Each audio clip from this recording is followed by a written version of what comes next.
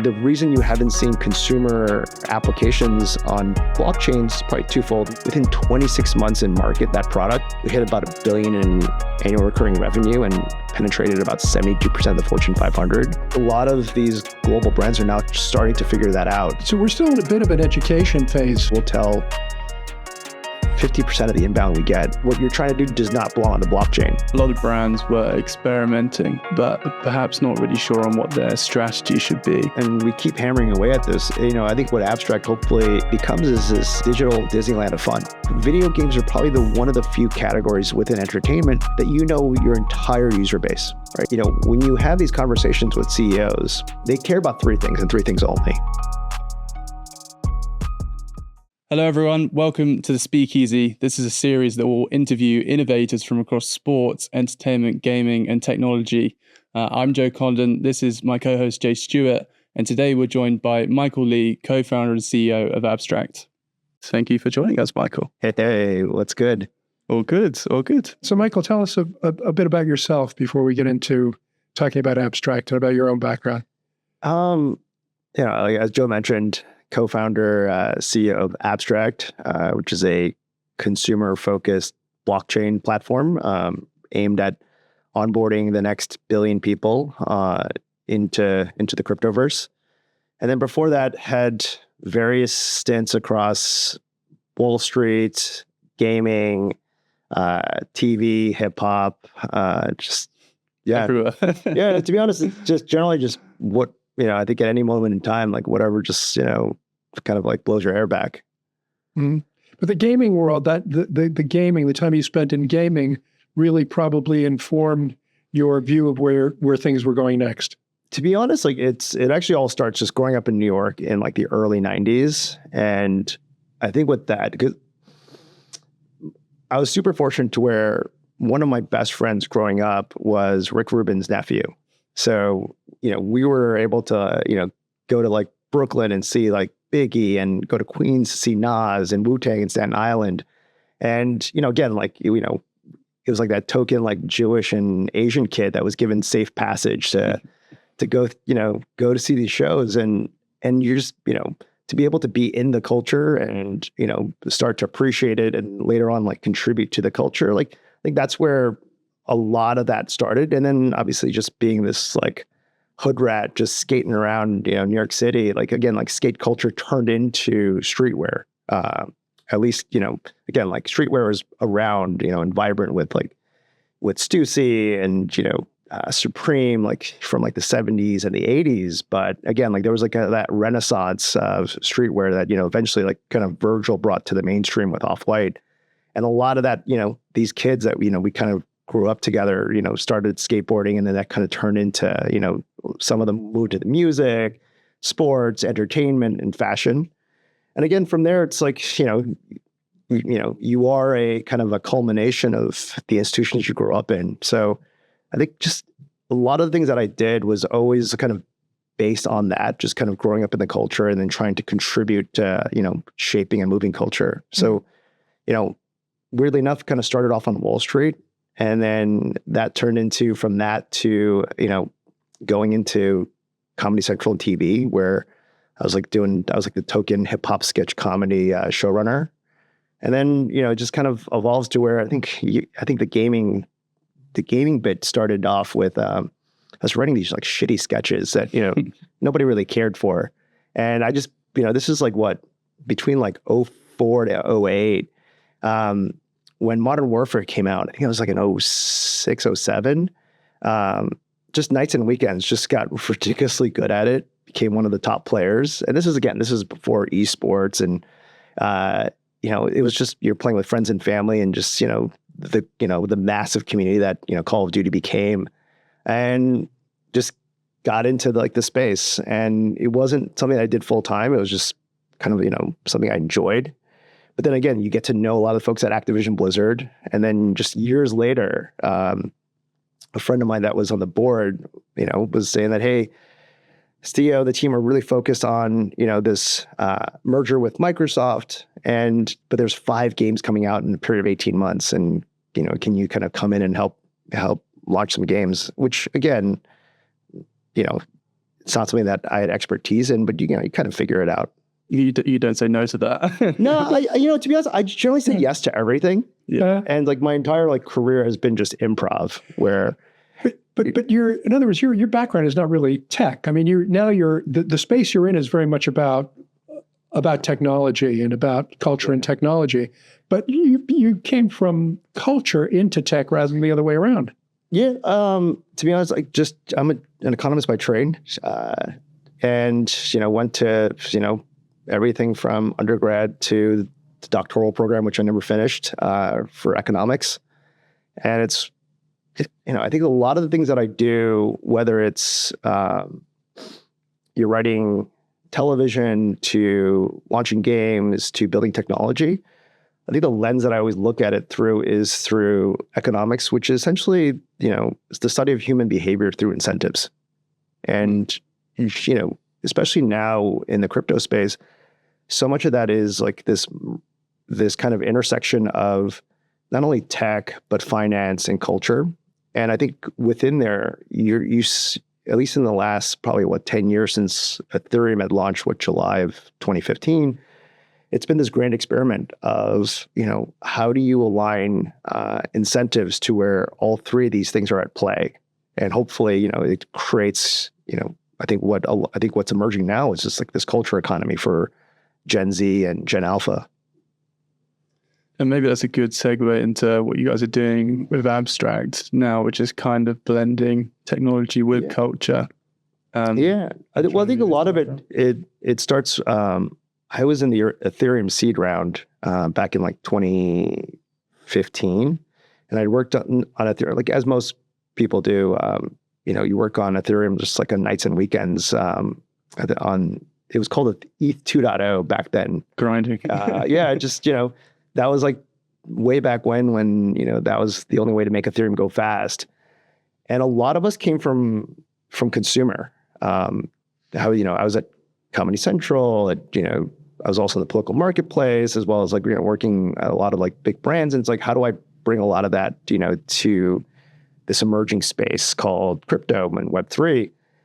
And there's people from, Fortune 500 companies, just go-to brands and IP. And I think we all had this vision of consumer crypto. And when you look at just consumer in general, there's always these shifts. And I always look at the shifts by computing paradigm shifts. Every 8 to 12 years is a shift, right?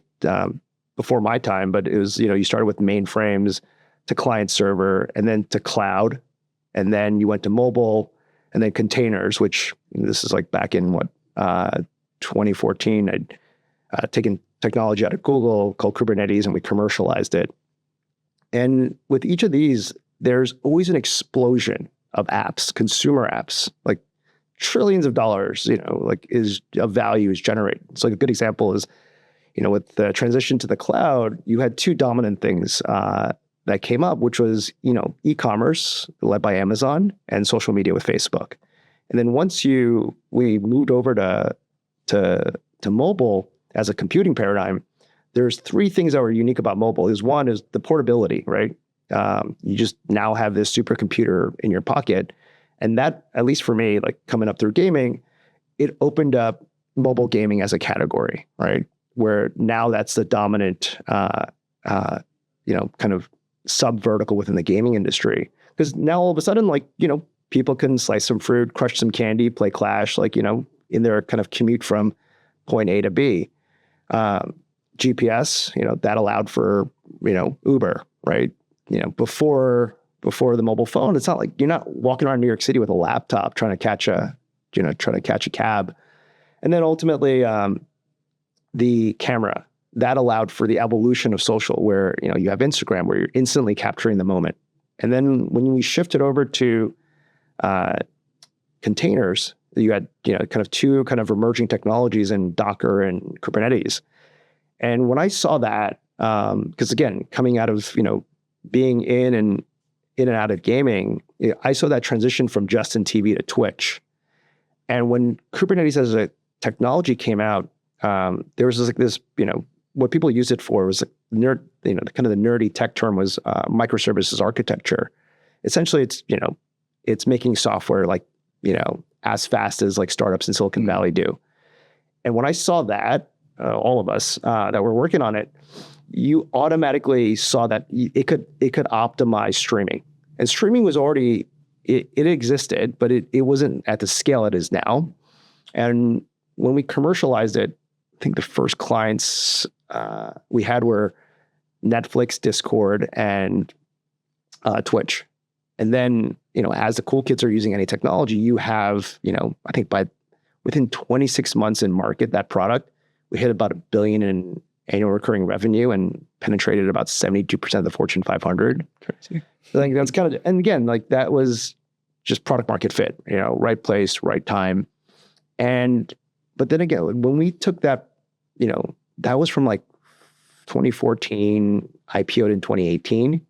So again, like it's been a minute, right? It's like that 8 to 12 years. So it's, if containers was like that last shift, we're kind of due up for the next thing. And a lot of us kind of coming into, crypto and Ethereum, we were just early. Like a lot of this stuff takes about, 10 years to get to the point where that the underlying technology is, pretty hardened, stable to where people can then start building, consumer experiences on top. And again, like that's what abstract is. Like, we were probably at that, Ethereum launching in 2015. Like, we were at that moment where when we started abstract March of 24, it was myself, Luca, Lorenzo from the Pudgy Penguins team. And again, these are absolutely goated guys that came from Web 2, bought this, kind of Web3 native IP,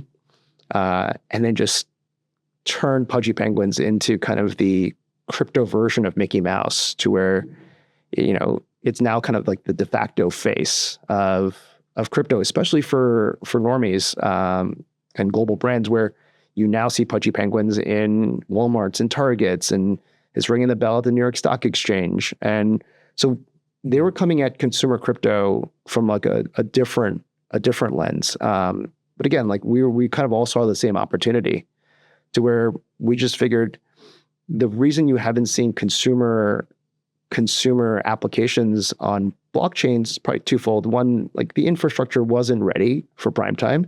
And then two, what people don't understand about consumer is that you can't just, create this, computing paradigm, a general purpose computing platform and say, go have at it.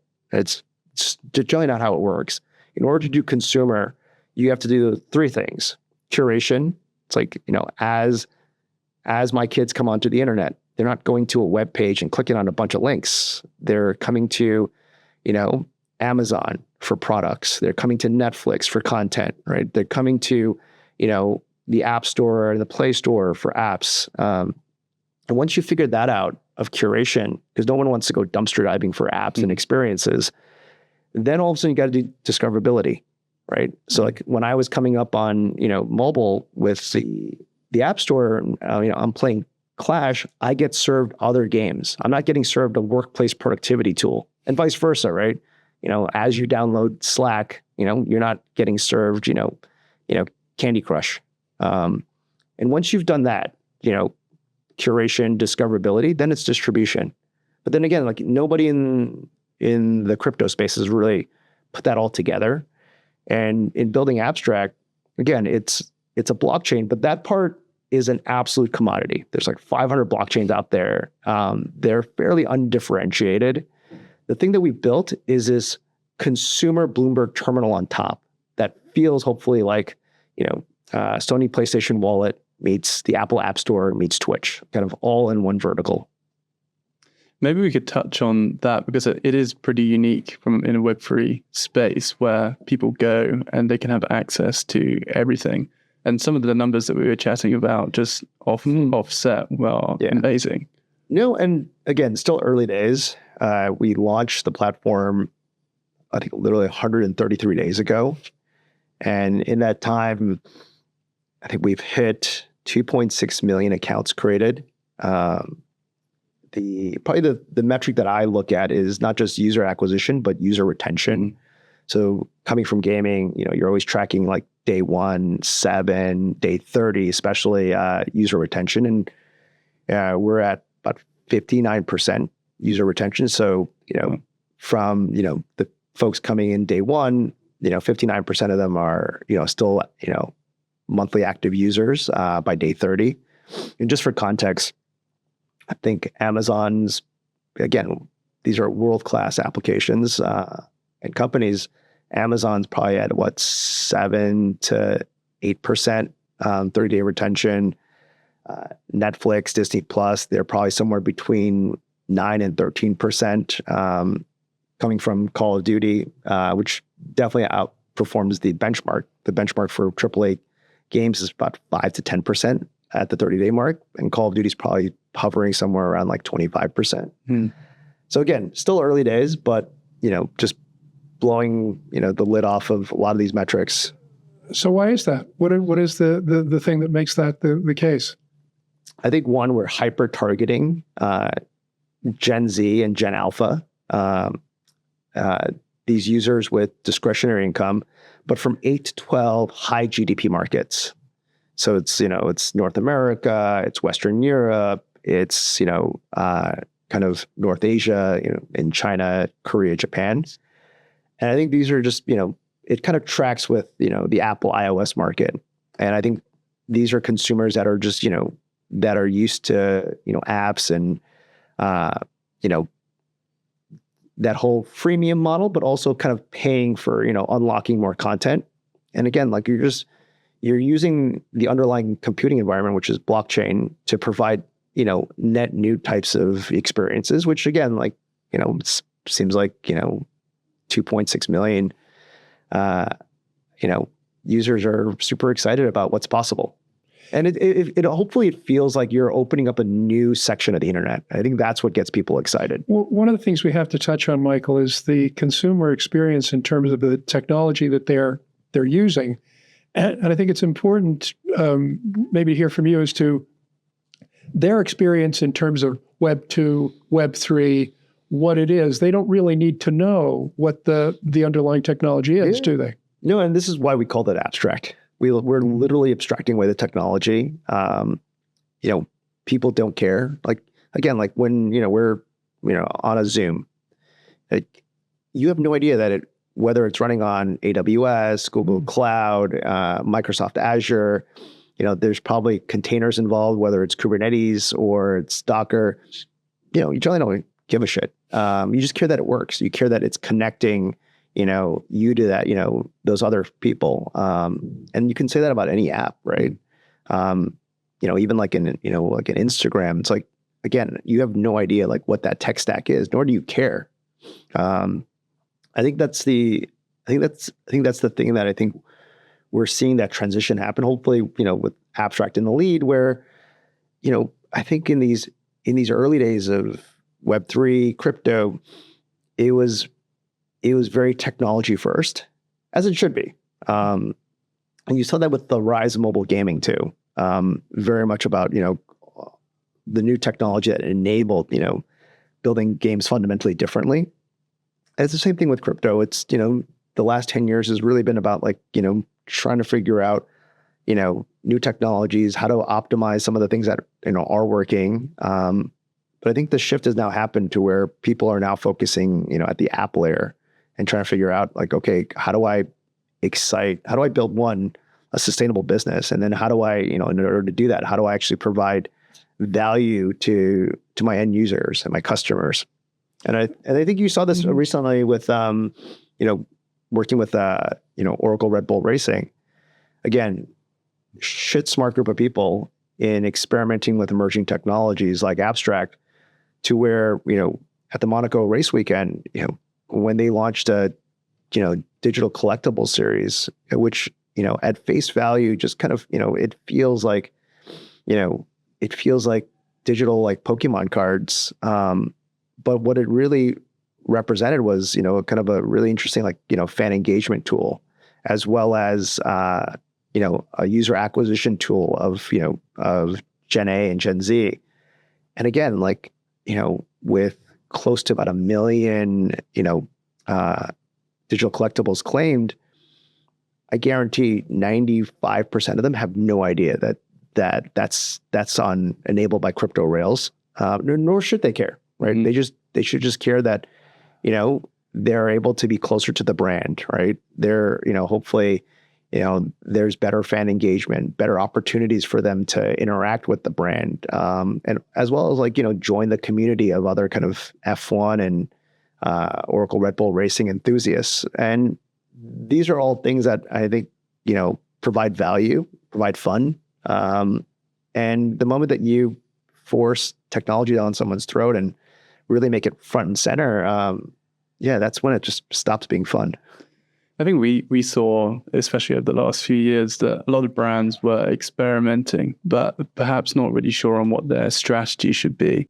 I guess obviously the collectibles is step one of a bigger kind of vision of how it ties into them improving fan engagement or engaging with their fans or attracting new audiences to the brand. So I wondered whether we could kind of look at what the bigger picture is of that step one, but what's step 10, let's say, for a Red Bull doing that. Yeah, and this isn't necessarily specific to, Web3, abstract. I think, kind of seeing all these shifts in computing, any kind of emerging technology in that given moment, whether it's the cloud, mobile, containers, and now blockchain, when you have these conversations with CEOs, they care about three things and three things only. It's how do I make more money? How do I save money? Or how do I better engage my customers, fans, partners? And which kind of comes back to how do I make more money? Because again, they're businesses, right?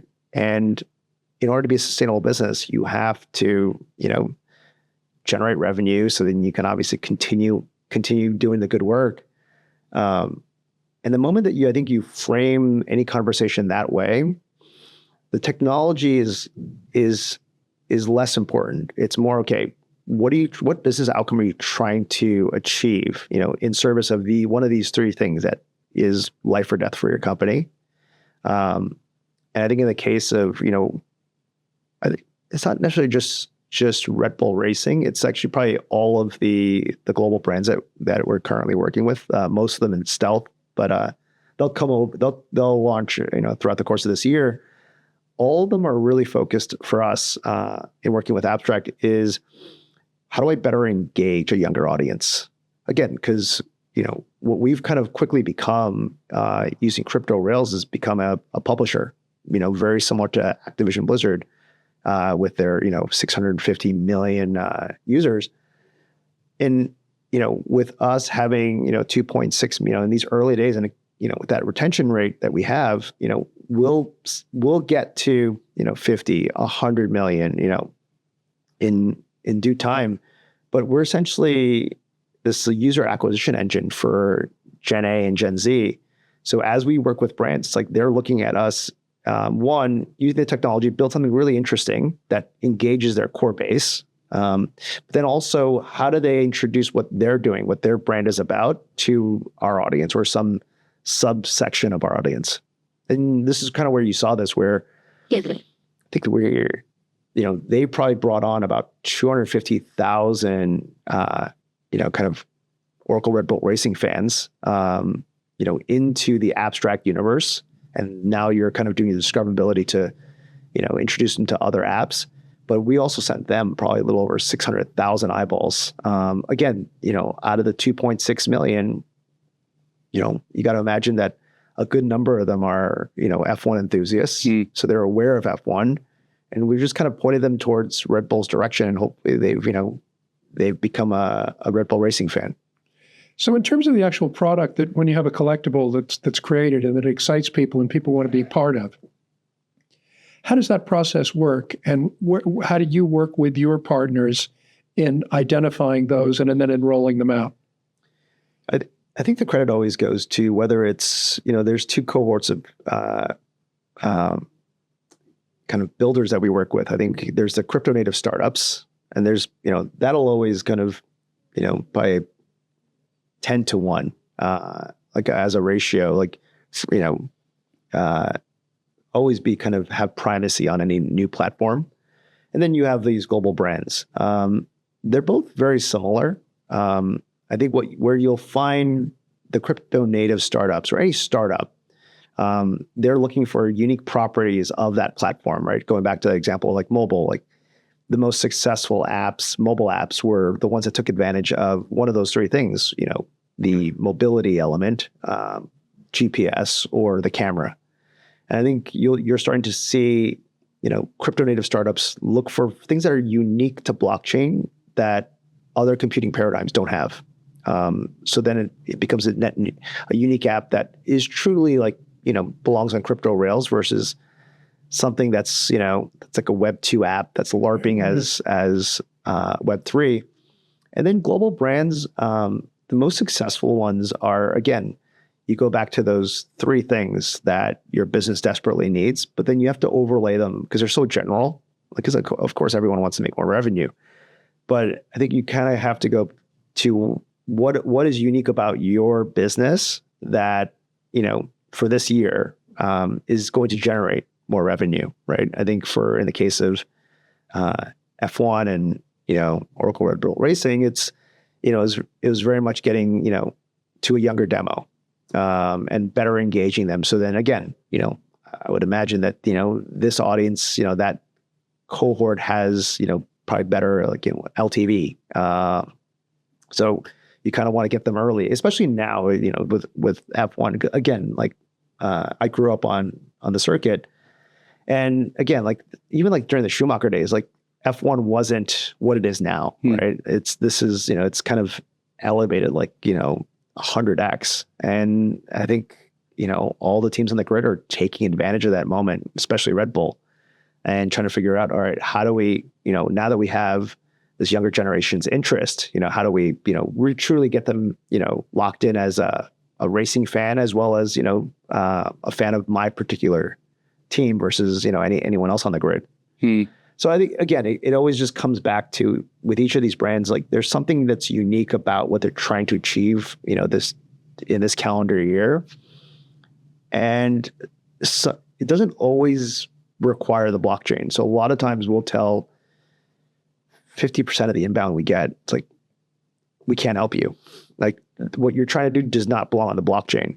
But in general, you always want to do something, bring that technology, something like abstract, into your core tech stack and try to figure out how do you leverage that technology to kind of accelerate something that you've already been trying to do versus something net new, right? So this is, again, going back to containers and why commercial Kubernetes was so successful is, I think the impulsive thing would be always, let me go create something new, something greenfield. And you saw that with crypto, probably the last 2 cycles, where everyone wanted to use the blockchain to do something net new. Because that's probably what's exciting. And, internally gets, probably maybe a lot of, kind of political momentum.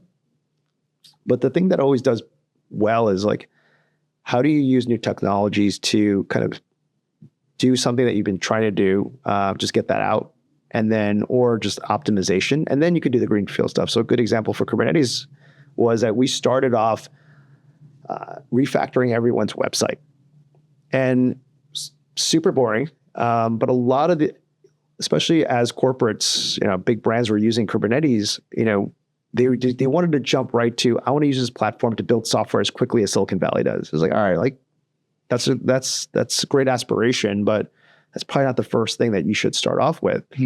Because, I think when it's good examples, so something like Comcast, we're chatting with them and it started off as, what the fuck is containers? And I was like, I think the thing that most people would do is talk about the technology. But what we had sold was time to market, speed to market. And they're like, what does that mean in the context of, say like a Comcast? And you look at their website or any, Fortune 500 company's website, it was built, in this monolithic fashion. So if you wanted to change the contact us button from, red to green, probably take you like 7 to 9 months, right? Compared to like Amazon, where that website, even though they look the same, it's built differently. It's the Amazon website is built in a microservices architecture where it's like a mosaic of 10,000 little puzzle pieces. So come Christmas time, I want to drop a little Santa hat on the shopping cart. As long as I have that asset, you deploy it in about 7 seconds, right? So there's a fundamental difference when you're getting your lunch eaten by Silicon Valley startups, because they're just able to get to market much faster. They're able to iterate much faster, but get customer feedback and continue to like improve that product, where you're just struggling with, making this simple change. But again, because there's so many pages to your website, it's translated in, just because you operate maybe in like 155 countries, like, that simple thing takes 7-9 months. So again, we kind of refactor everyone's website to where it's built, in a very nimble way. And then once you do that, then you kind of also kind of stop that impulse of, all right, let's jump to the net new thing. And then you go to, let me refactor your core applications that run your company. So someone like Netflix has 40,000 applications that runs that empire, right? Whereas a lot of these Fortune 500 companies had like 50. So if your kind of one finance application goes down, it's like you can't collect or send money out. Whereas like in a case of like a Netflix or any of these like Silicon Valley shops, an outage of one of 5,000 finance apps, like your business still runs. And so it was very much like rebuilding a lot of those internal systems, which it's just boring, but it's vital if you wanted to like hopefully get to market much faster and be competitive. And then by year 3, you've gotten great at building software, your internal team, to where now you can actually do greenfield stuff, right? Things like get into streaming, and that's where you kind of see Peacock coming from a large enterprise. I guess it comes back to that positioning, especially when you talked about kind of pitching it to C-level. So, they're not interested necessarily in the nuts and bolts of what the technology is. They're bothered about what it enables and what they can do better. Yeah. I guess coming back to, your experiences now with global brands, what are you finding as kind of the key aspects that they're kind of using Web3 for? Like, where are they finding value or the most kind of impact within the business? User, customer, fan engagement. And that kind of goes, it's probably a couple different ways depending on what industry you're in. You're seeing there's a lot of conversations now and building, prototyping around how do you take something like a loyalty program, leverage blockchain, abstract to fundamentally just breathe new life into it, right? Like the ideal loyalty and rewards program, it makes sense, right? But the way that people do it now, it just feels just super flat. You get sent a scarf once every year. And there really isn't this like, kind of this, you're not using that as a weapon to build this emotional connection with your customer base.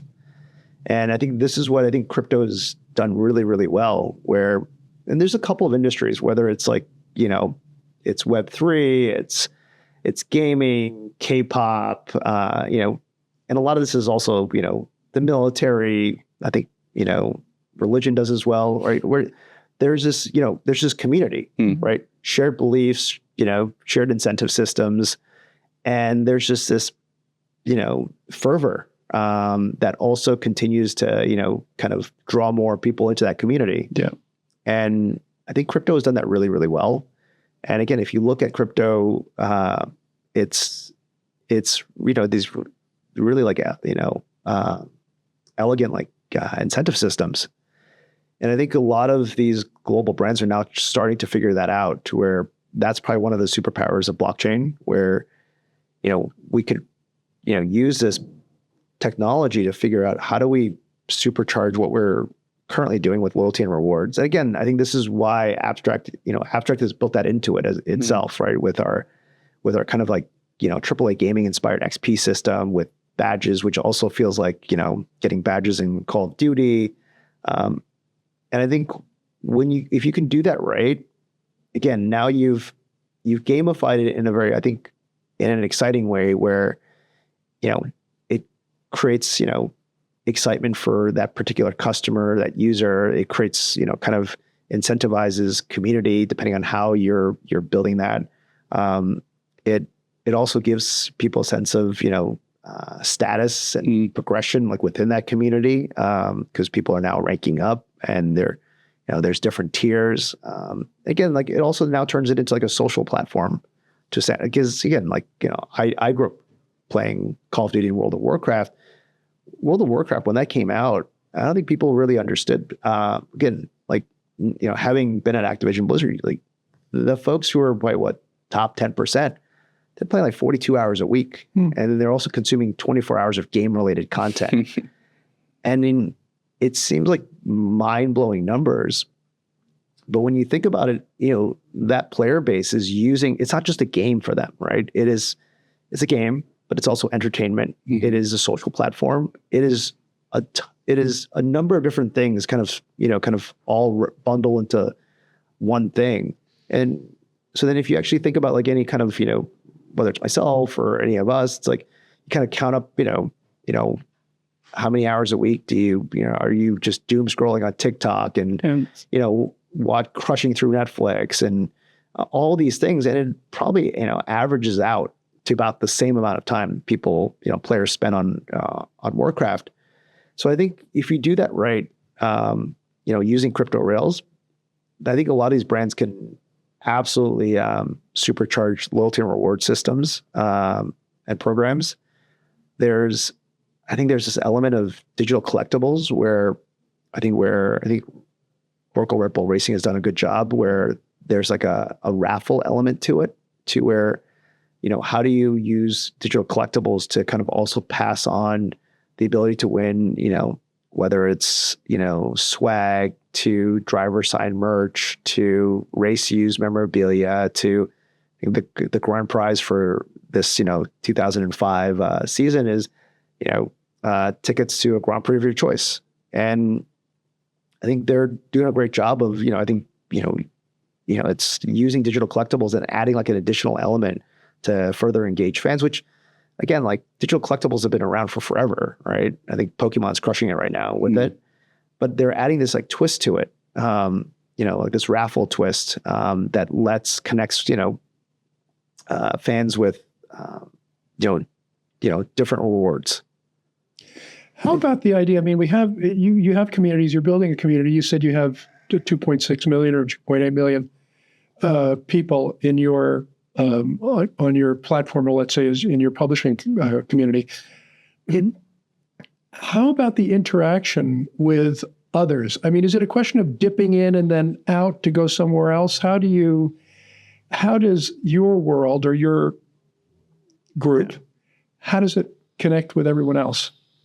So once you come in, and you'll generally come in with this like an anchor app, right? Whether it's, what Oracle Red Bull Racing is doing, or maybe there's like a crypto native startup, like a game or a prediction market that you'll come in. And then once you're in, again, I think and this credit to the kind of the core product engineering team, the way that you kind of come into Abstract is through mostly social login, right? With email, Google account, passkey, which is Touch ID, Face ID. Obviously there's also, for the crypto natives, you can log in with an existing kind of crypto wallet, like a MetaMask. But the vast majority, probably close to 80%, come in through, the social login methods. And probably within 3 seconds, people have a Abstract global wallet. Kind of feels like a Sony PlayStation wallet. And then you are now like in this app store, highly curated. And it just, within there, you'll kind of discover these apps that hopefully, excite you, and you'll find those communities within there, whether it's kind of following them on socials or Discord or wherever that community gathers and, has conversation, shares tips. And then within the platform itself of Abstract, there's also streaming. So hopefully you're now kind of, it's almost as if, Activision Blizzard had Twitch kind of really built in, or maybe Steam is a better example. You're kind of coming into Steam, you see this universe of games, and there's also Twitch is like it's organically part of it, and within there you'll start seeing different creators that are streaming games, your favorite games, prediction markets, and creator platforms, and there's people are having conversations there as well, in the chat, and they're also sending tips to the creator, peer-to-peer tipping. And so there's like different ways, whether it's, people kind of spin off into, app specific channels where that community gathers, or they'll kind of all gather around, around different streams of that particular app of their choice. But it's kind of around discovery again. Like someone has one entry point, but then they're kind of met with numerous different options. And I think that's quite interesting. Like obviously we're covering sports, entertainment, games, technology, all of which make up part of someone's identity, or they've got numerous different interests. So it's I guess it's down to how do you kind of service those interests in kind of a 360 way, because there's numerous ways that people could enter. Yeah, there's Abstract is effectively a three-sided marketplace where it's user, builder, and creator. And so we focus first on, like a publisher, like an Activision Blizzard, your user acquisition engine, right? So we are targeting, Gen Z, Gen Alpha, with discretionary income from 8 to 12 high GDP markets. Like, as long as we do that first and well, you're going to get the best apps, whether they're, kind of native to the platform, crypto native startups, or you're going to get, global brands, across sports, entertainment, notable IP and consumer brands. Because again, they're also, what startups want desperately more than some kind of like grant or a handout is users, right? Because they want to be a sustainable business. What global brands want, is again access to a younger, audience that hopefully become, part of what they're building. And so you'll automatically get the best builders, the best brands if you have a great user base. And we predominantly focus on these 8 to 12 markets that have high GDP. Because again, consumer requires discretionary spending power. And eventually we'll get to other regions, whether it's Southeast Asia, India, Africa, Latin America, but, we're kind of focused on these 8 to 12 markets that we think are important for us. And then we'll eventually try to figure out, what is helpful for other geos. And then I think the last part is creators, mostly streamers for us. I think whenever there's new platforms, everyone over-indexes on builders. But what builders really want is users. And what also users and builders also want are, and you saw this in, the rise of the meteoric rise recently, and probably like the last 10 years in gaming. So much of that is, publishing and, promoting. It's right now it's on the backs of creators, like any Web2 like social platform, right? Whether it's Facebook to Instagram to TikTok, like that's all user generated content, right? The rise of all these games, it is all on the backs of streamers on Twitch. And I think what we've figured out was, as these apps start to, go from 0 to 1, like, and trying to get, your kind of your core user base, like Abstract can help them like instantly. Like if you've built something really compelling, you could probably trip over 25,000 to 50,000 DAUs. Now it's up to you to hopefully get to from 1 to 100, which is trying to find out, okay, how do I scale this thing a little bit further to where I'm building a sustainable business? But in order to get to that 100 to 1,000, where you're really getting into hyper growth, like you need more than, me and, the core team tweeting out and promoting you. You need your kind of, your own kind of group of creators that are promoting, I think not only what you're building, but again, like that entire, kind of the sub ecosystem that you built, this sub community.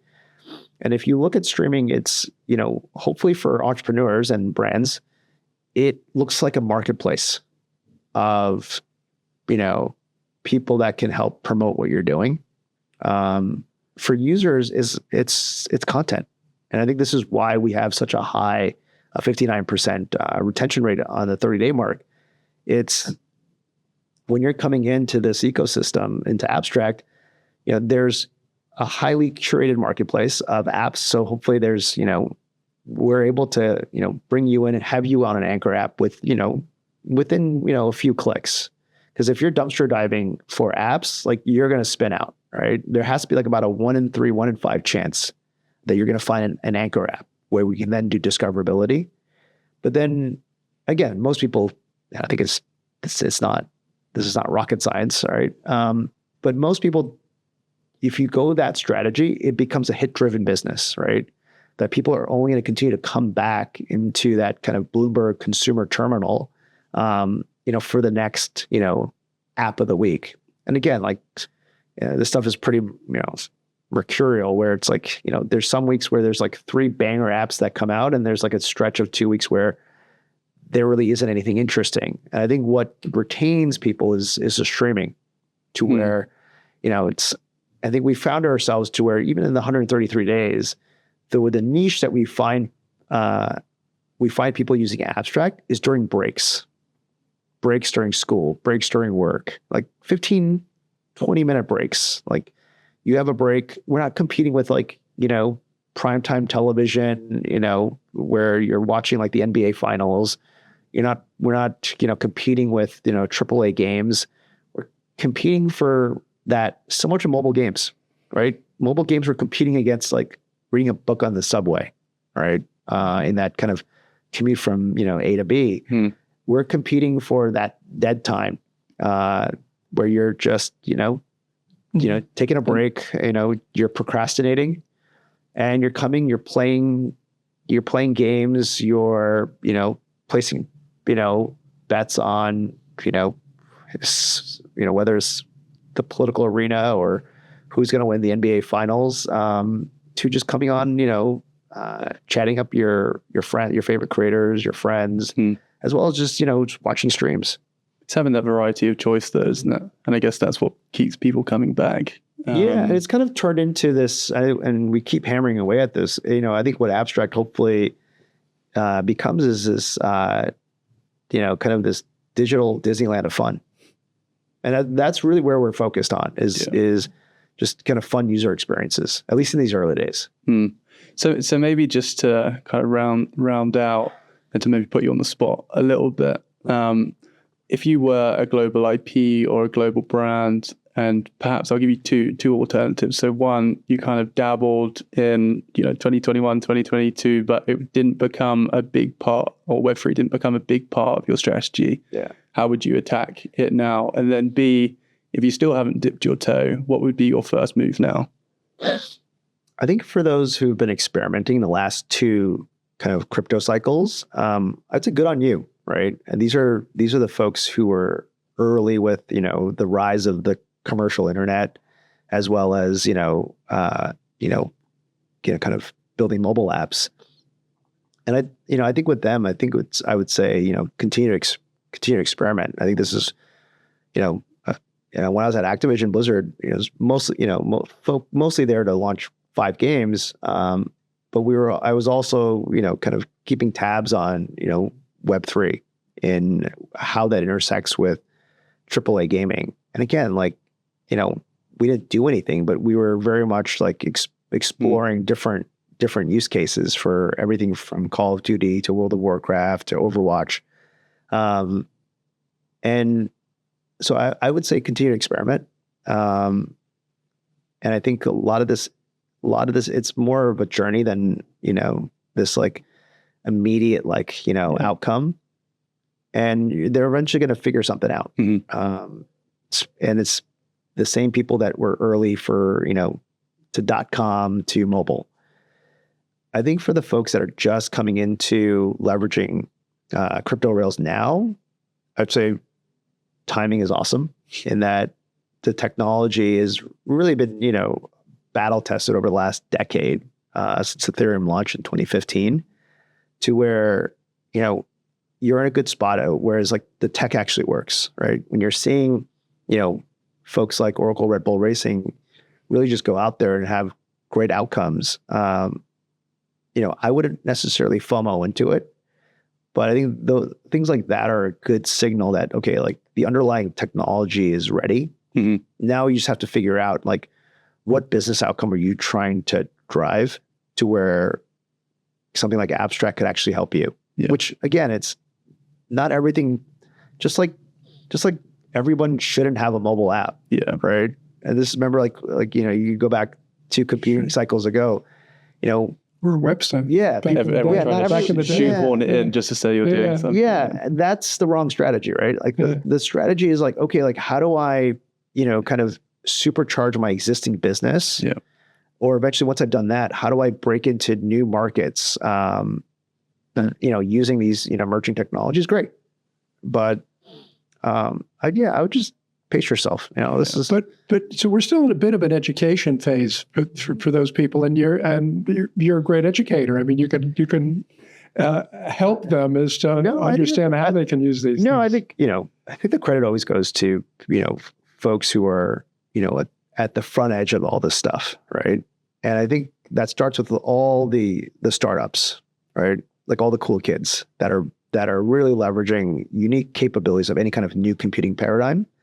And then you always have those global brands that are just always on top of things. And I think Red Bull is one of them. They'll figure out, okay, by pattern matching, like what these like startups are doing, how they're leveraging blockchain, they're then able to like figure out, okay, like how does this apply to some of the business outcomes we're trying to drive? And they'll be pretty quick at it. But again, like they're probably a good example of they've been prototyping for the last 2 cycles to where it's not a shocker that they saw something like abstract and they leverage the shit out of it to drive great outcomes. And there's others too. We're actually working with this one K-pop studio. It'll be their news to share hopefully in the coming weeks. But I think the interesting thing there is they have an app where how do we allow fans to better engage with that group? And I think there's 24 members they have one group that has 24 members.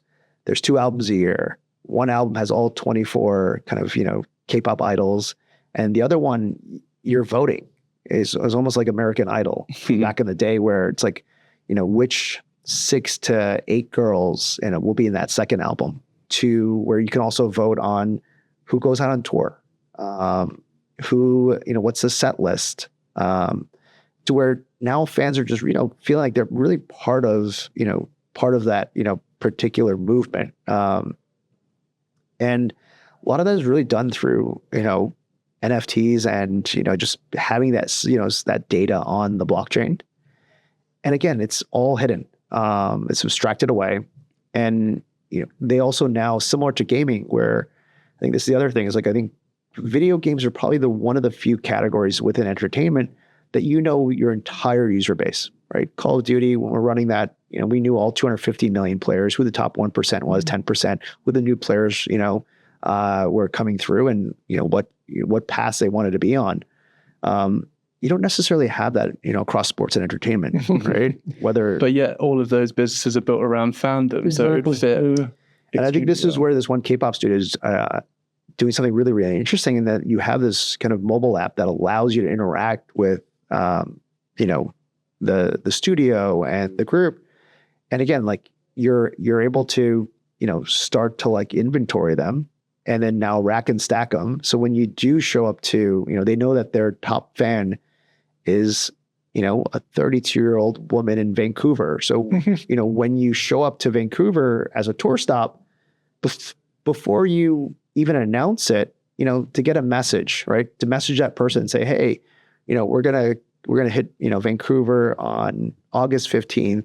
We'd love for you to just come backstage. And so we can say hello. Like you've literally created a fan for life. Yeah. Right. There's already that connection there. So it's just enhancing that kind of sense of belonging that they already have. And how technology is enabling us to do that. It's always enabling, right? It's never the thing that, is running your business. Like, only, business strategy and, your actual, like, the core product. And in this case, the core product isn't the technology, right? It is the 24, K-pop idols that are on stage, and hopefully, creating content that excites a couple of million people. The technology just enhances that experience. Yeah. I think having more understanding gives you more insight into what you need to be doing to engage with that audience. So I think we'll have to round it off there. Great stuff, Michael, thank you so much for joining us. Jay, thanks for being alongside us, and thanks to everyone for watching. And we'll see you next time. Thanks.